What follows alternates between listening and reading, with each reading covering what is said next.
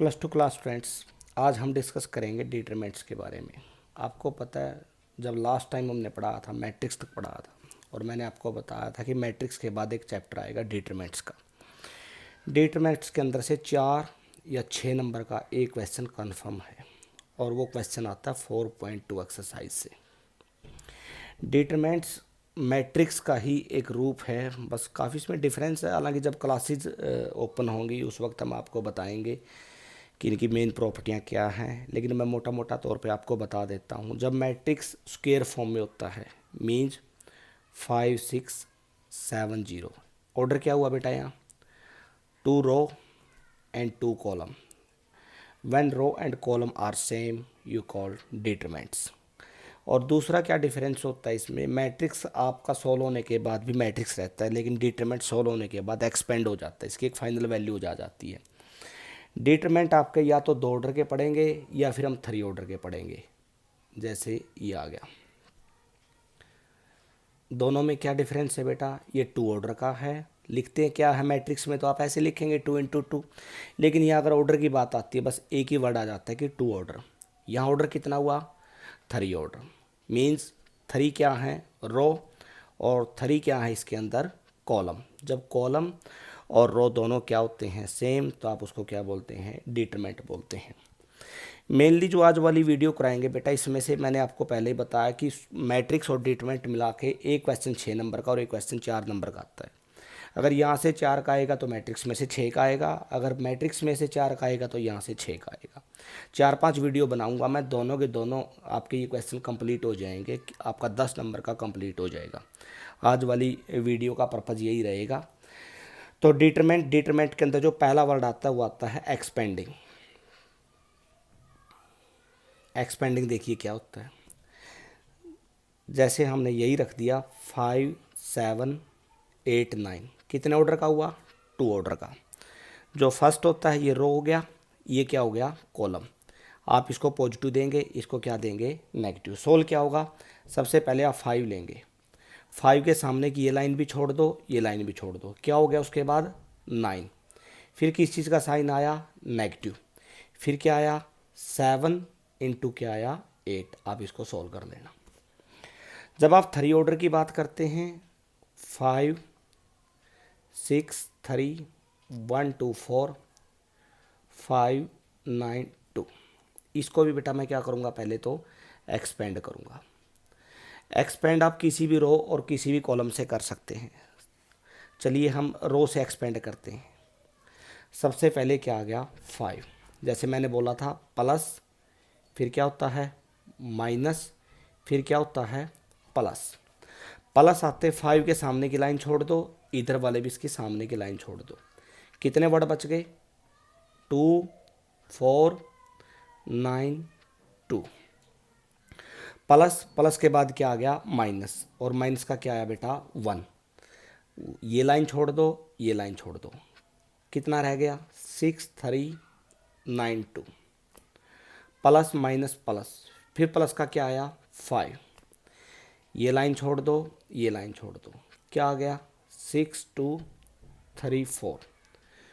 दोबारा फिर मैं रिपीट कर रहा हूँ, एक्सपेंड वर्ड आएगा सबसे पहला वर्ड। 4 पॉइंट एक्सरसाइज के लिए आपको सबसे पहले एक्सपेंडिंग आना चाहिए। आप एक्सपेंड किसी भी रो से कर सकते हैं, किसी भी कॉलम से कर सकते हैं। हाँ, रखना आपको एक ही है, या तो रो रखेंगे या कॉलम। जैसे मैंने यहाँ रो रख दिया, तो रो के अंदर शुरू में क्या आया? 5 आया। उसके सामने 5 के सामने देखो ये बैठता है और 5 के सामने ये बैठता है, इसको आप छोड़ देंगे। क्या बच गया आपका? 2 4 9 2। प्लस माइनस, माइनस का क्या हो गया? 1। 1 के सामने ये हो गया और ये हो गया, आप इसको छोड़ देंगे, क्या बच गया? 6 3 9 2। फिर क्या आया? 5। 5 के सामने ये आता है, 5 के सामने ये आता है, क्या बन गया? 6 2 3 4। फिर आपको ये आपने छोटी क्लासेस में पढ़ा होगा, 2 और 2 क्या हो गया? 4। 9 और 4 क्या हो गया? 36। माइनस का 1 कितना हो गया? 12। माइनस का क्या हो गया आपका? 18। प्लस का क्या हो गया? 5, कितना बन गया? 24। माइनस का क्या हो गया? 6। 5 क्या हो गया माइनस का? 32। माइनस का 1 क्या बच गया बेटा? माइनस का 6। प्लस का 5 क्या हो गया? 18। आप मुझे बताइए, जब आप इसको सॉल्व करेंगे, सॉल्व करने के बाद बोलो एक कोई डेफिनेट वैल्यू जाएगी, एक वैल्यू जाएगी। इट मीन्स देखो डिटरमेंट कहाँ कितने ऑर्डर का था, ये 3 ऑर्डर का था। आपने यहाँ से जहाँ स्टार्ट किया कि 3 तो रो हैं और 3 कॉलम, और आप बाद में सॉल्व करने के बाद एक वैल्यूज निकाल देंगे। हालांकि देखिए इनके बारे में ज़्यादा हम डिस्कस क्लास के अंदर करेंगे। मैट्रिक्स के जितने भी मैंने क्वेश्चन आपको बताए थे, मैट्रिक्स सॉल्व होने के बाद भी क्या मैट्रिक्स ही रहा था। हमने मैट्रिक्स को मल्टीप्लाई कर दिया था या मैट्रिक्स को ऐड कर दिया था, सब्ट्रैक्ट कर दिया था, और सॉल्व होने के बाद मैट्रिक्स का मैट्रिक्स ही था। कुछ तो क्वेश्चन ऐसे थे जिसमें हमने अलजेब्रिक फंक्शन को भी कन्वर्ट मैट्रिक्स में किया था। लेकिन यहाँ पर क्या होता है कि आप कंप्लीट डिटरमिनेंट को सोल्व करने के बाद एक फाइनेट वैल्यू निकालते हैं, बाद में एक वैल्यू ज़्यादा आती है, इसको क्या बोलते हैं हम, एक्सपेंडिंग ऑफ डिटरमिनेंट बोलते हैं। अभी तक मैंने जितना करवाया बेटा, डिटरमिनेंट का ऑर्डर क्या होगा, स्क्वायर फॉर्म में होंगे, रो और कॉलम क्या होंगे, सेम होंगे। और दूसरी बात क्या होगी, आप इसको एक्सपेंड करेंगे। एक्सपेंड आप किसी भी रो या किसी भी कॉलम से कर सकते हैं very easily, positive negative positive. हालांकि आप यहाँ से भी सोल्व कर सकते हैं, पॉजिटिव आएगा नेगेटिव आएगा पॉजिटिव। अगर यहाँ से सोल्व करते हैं ऐसे 5 रखेंगे, ये छोड़ देंगे, यही आएगा। फिर क्या आएगा, माइनस का 6 आएगा, फिर ये लाइन चली जाएगी, ये लाइन चली जाएगी, ठीक है। और फिर लास्ट में क्या आ जाएगा, 3, ये चला जाएगा, ये चला जाएगा। हालांकि आप रो से करें या कॉलम से करें या फर्स्ट रो से करें, सेकंड से करें, किसी भी कॉलम से करें, रिजल्ट क्या रहेगा, सेम रहेगा, कोई फ़र्क नहीं पड़ने वाला इसके अंदर, ठीक है। पहला वर्ड बेटा मैंने क्या करवाया आपको कि एक्सपेंडिंग किया, और आप एक्सपेंड इसको मुझे लगता है कि कर लेंगे। उसके बाद देखिए क्या होगा, मेनली 4 पॉइंट जो एक्सरसाइज हम करवाने लग रहे हैं बेटा, उसके अंदर 40 से लेकर 50 तक क्वेश्चन बैठेंगे। 20 से 25 एग्जाम्पल कर लेना और 20 से 25 क्वेश्चन कर लेना। इसमें से डेफिनेट मैं 100% गारंटी दे रहा हूँ आपको, 4 या 6 नंबर का आपको पक्का मिलेगा 100%, और उसी की हम प्रैक्टिस करेंगे। तो डिटरमिनेंट की बेटा 6 प्रॉपर्टियाँ होती हैं। पहली प्रॉपर्टी क्या होती है, first property, if we change row into column, और अगर आप कॉलम को रो में या रो को कॉलम में बदल देते हैं तो जो एक्सपेंड होने के बाद भी वैल्यू आएगी वो क्या आएगी, सेम आएगी। अब देखिए मैं एग्जांपल करवाता हूँ। जैसे ये हो गया, कितने ऑर्डर का हुआ बेटा, ये 2 ऑर्डर का, 2 रो हैं 2 कॉलम हैं। ये रो है इनकी, और आपको अच्छी तरह से पता है ये कॉलम है। अगर एक्सपेंड करें very simple, 5 into 4 minus 6 into 7 कितना बन गया, 20 माइनस 42 इक्वल टू क्या आया, माइनस का 22। अगर आप मैंने बोला देखिए कि आप रो को कॉलम के अंदर कन्वर्ट कर देते हैं, फिर क्या हो जाता है, 5 6 7 4। ये देखिए रो यहाँ चली गई, ये दूसरी रो यहाँ चलेगी। आपने कन्वर्ट किसको कर दिया, रो को कॉलम में। अब भी सोल्व करना, 5 इंटू 4 7 इंटू 6, अच्छी तरह से आपने समझ लिया, माइनस का 42, बोलो क्या आया, माइनस का 22। तो फर्स्ट मुझे लगता है आपको समझ में आ गया। पहली प्रॉपर्टी क्या बनी बेटा, if we change row into column and column into row. हाँ, कंपल्सन ये होती है कि आप कंप्लीट मैट्रिक्स को ही चेंज, सॉरी कंप्लीट डिटरमिनेंट को ही चेंज करेंगे। मीन्स ये लाइन भी ये लाइन, दोनों लाइनें चेंज होंगी। अगर 3 का है, जैसे ये हो गया ABC LMN, अगर ये फॉर्म है, आप अब इसको कन्वर्ट करते हैं तो क्या लिखेंगे, बोलो, ALP BMQ CNR। क्या चेंज किया बेटा, ये देखिए रो ALP यहाँ गया, BMQ यहाँ गया, और ऐसे ही है। आपने रो को किस में चेंज कर दिया, कॉलम में, तो रिजल्ट क्या रहेगा, सेम। ये थोड़ा सा लेंथी बैठेगा, आप मेरे ख्याल से समझ ही होगे फर्स्ट प्रॉपर्टी आपकी। दूसरी प्रॉपर्टी इसके अंदर क्या आती है, फर्स्ट क्या हुई, दोबारा फिर रिपीट कर रहा हूँ मैं। अगर आप रो और कॉलम को चेंज कर देते हैं तो डिटरमिनेंट का जो रिजल्ट होता है ना, वो क्या रहता है, अनअफेक्टेड रहता है। दूसरी जो सेकंड प्रॉपर्टी होती है, अगर कोई भी 2 रो या 2 कॉलम सेम होते हैं, ABC ये LMN, क्या बेटा इसमें क्या सेम है, 2 कॉलम सेम है, दोनों क्या हुए, ABC, तो इक्वल टू 0।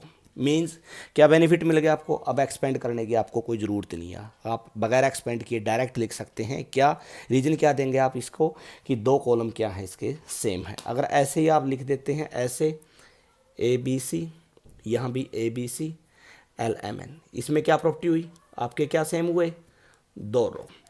तो दूसरी प्रॉपर्टी क्या हुई यहाँ क्लियर, इफ़ 2 रो और 2 column are same then determinant equal to 0। तीसरी प्रॉपर्टी बड़ी इजी है, इसी में से मैं कर देता हूँ। अगर आपकी कोई भी रो या कोई भी कॉलम क्या होता है आपका 0 0 होता है, जैसे 0 0 0, या यहाँ बेटा क्या आ गया, यहाँ 0 0 0। ये कोई ज़रूरी नहीं है कि सर ने यहाँ भी फर्स्ट लिखा और यहाँ फर्स्ट, नहीं नहीं, ये भी हो सकता है, ये भी हो सकता है, पूरी की पूरी एक लाइन इधर पढ़ लो या इधर पढ़ लो, अगर 0 होती है तब भी डिटरमिनेंट क्या होता है, 0।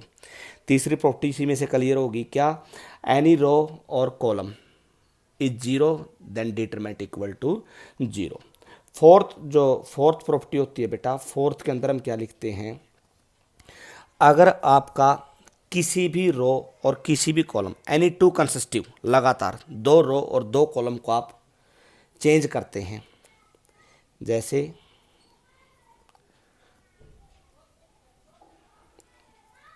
एनी 2 रो और 2 कॉलम, जैसे दोनों कॉलम हैं, अगर आप इनको आपस में चेंज करते हैं, इंटरचेंज करते हैं, पहले क्या आ जाता है LMN, यहाँ क्या चला गया ABC PQR, तो आगे साइन क्या आ जाएगा, नेगेटिव आ जाएगा। एनी 2 रो, यहाँ आपने कॉलम को चेंज किया है, अगर आप किसको चेंज कर देते हैं, रो को, यहाँ देखिए क्या चला जाएगा ऊपर BMQ, नीचे क्या आ गया बेटा ALP, लास्ट में क्या आ गया CNR, तब भी साइन किसका आएगा, नेगेटिव का। जितना भी चेंज होता है इसमें, जो भी होता है ना, वो कंप्लीट लाइन के लिए होता है। ऐसा नहीं है कि आधे वर्ड इसके ले लिया आधे इनके ले लिया, ऐसा नहीं होता, कंप्लीट पूरी की पूरी। देखो ये लाइन यहाँ नीचे आ गई और ये लाइन क्या चलेगी ऊपर, तब भी नेगेटिव आया। यहाँ हमने क्या चेंज किए थे, कॉलम, तब भी क्या आता है, नेगेटिव। अगर एक बार फिर आप चेंज कर देते हैं, ये लाइन यहाँ जाती है, ये लाइन यहाँ जाती है, तो नेगेटिव क्या हो जाता है, फिर पॉजिटिव हो जाएगा। क्यों, क्योंकि एक बार फिर क्या आ गया, नेगेटिव आ गया। उसके बाद नेक्स्ट देखिए, जो फिफ्थ प्रॉपर्टी बैठती है इसकी, अगर आप कोई भी कॉमन निकालते हैं, जैसे रख दिया आपने,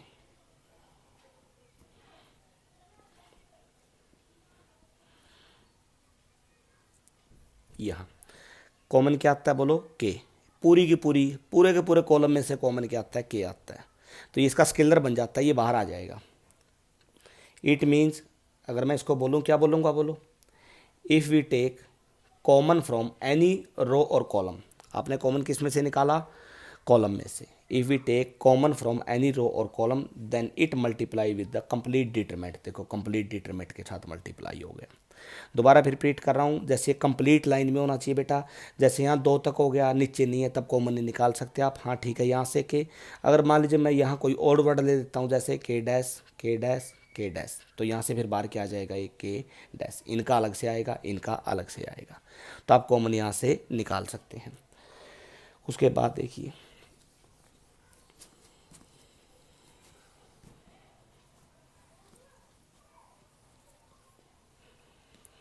सिक्स जो प्रॉपर्टी बताएंगे हम इसमें, अगर आप किसी भी रो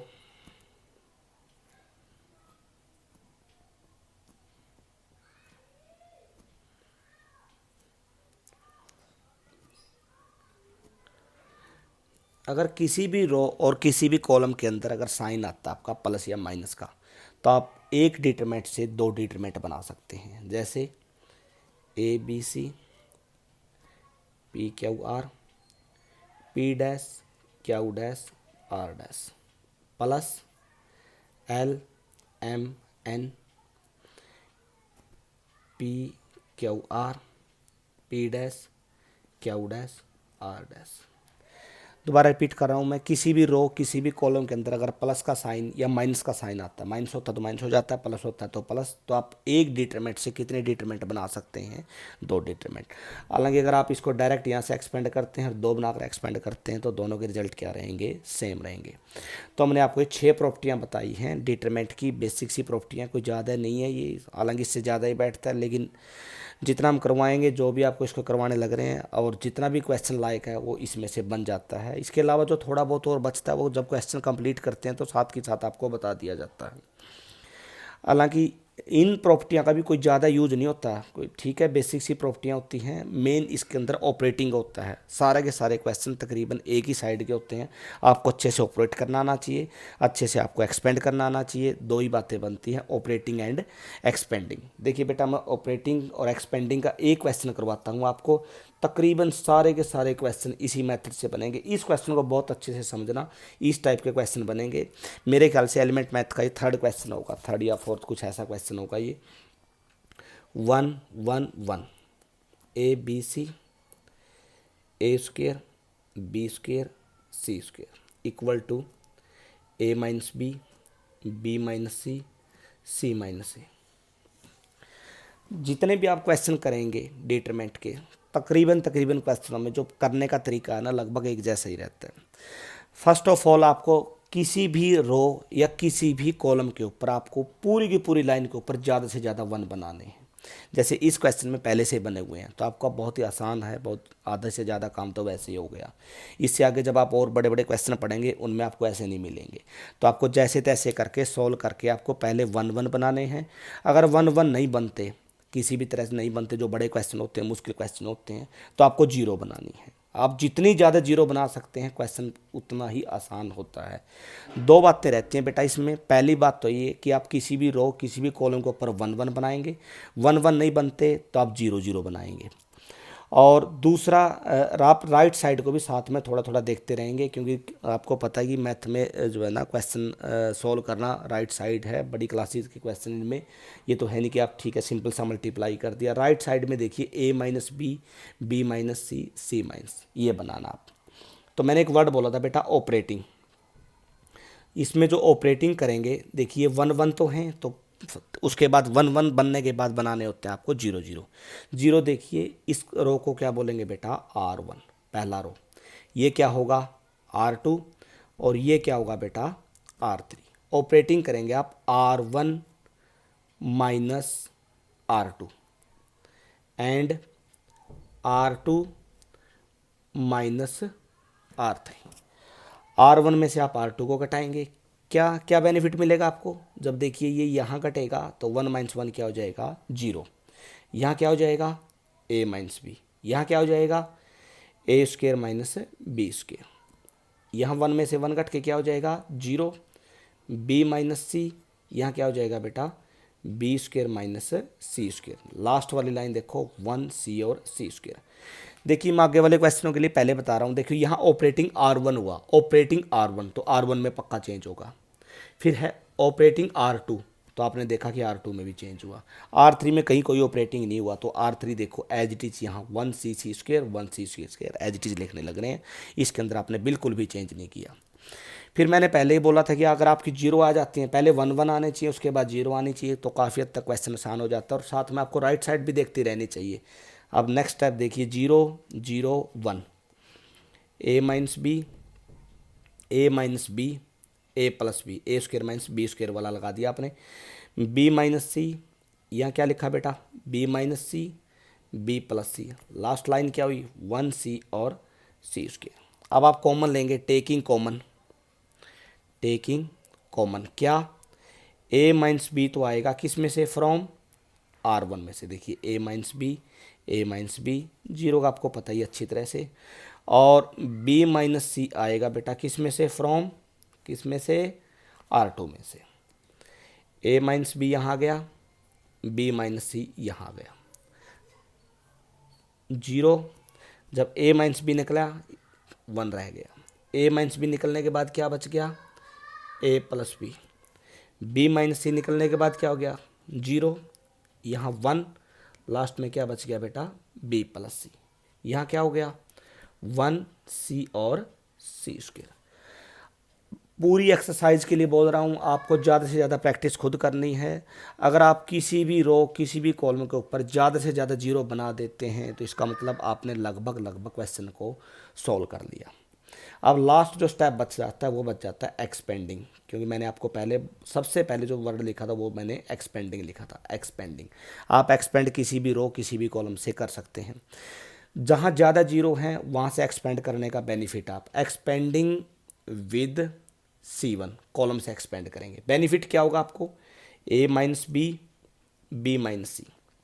देखिए प्लस माइनस प्लस, जैसे जीरो आ गया, जीरो रख लिया मैंने, ये लाइन चली जाएगी, ये लाइन चली जाएगी, क्या बच गया बेटा, one one C B plus C C square plus minus zero आ गया, ये लाइन चली, जीरो के सामने देखिए ये लाइन चली जाएगी, ये लाइन चली जाएगी, क्या बच गया, वन ए प्लस बी, नीचे क्या रह गया, वन, देखिए जीरो के सामने ये लाइन चली गई, ये लाइन चली गई, यहाँ से वन ए प्लस बी, और यहाँ क्या बच गया आपका सी, और सी के बाद क्या आ गया बेटा सी स्क्वेयर।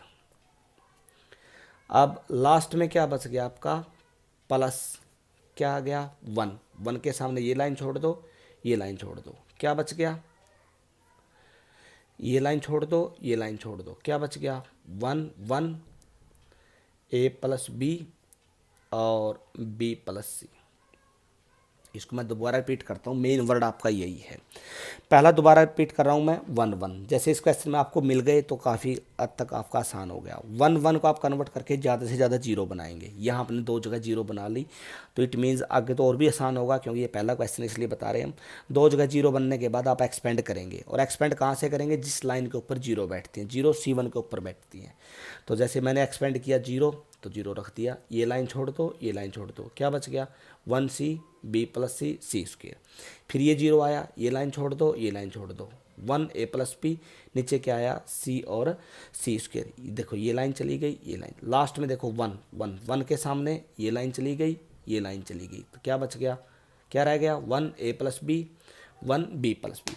आपको इस बात का बड़ी अच्छी तरह से पता है कि आप जो है ना जीरो के साथ जब मल्टीप्लाई करेंगे कंप्लीट क्या हो जाएगा जीरो, ये भी क्या हो जाएगा जीरो, क्या बच गया बेटा ए माइनस बी बी माइनस सी, इधर वन के साथ मल्टीप्लाई करोगे क्या आएगा बी प्लस सी, और जब इसकी मल्टीप्लाई होगी माइनस का ए माइनस का बी, बी से क्या कैंसिल हो गया बी, क्या बच गया ए minus B minus C minus, answer भी क्या चाहिए था आपको ए minus B minus C minus सी।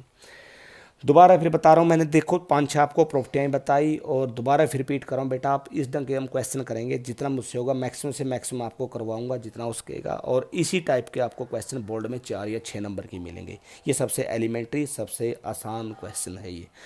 इस टाइप के भी कम से कम आपको, जब आप एग्जाम्पल और क्वेश्चन में से पढ़ेंगे, मैं गारंटी दे रहा हूँ आपको 15 से लेकर 20 क्वेश्चन मिलेंगे आपको इस टाइप के, ऐसे ऐसे, जिनके अंदर राइट साइड में, चलो कुछ बाद में सोल्व करेंगे।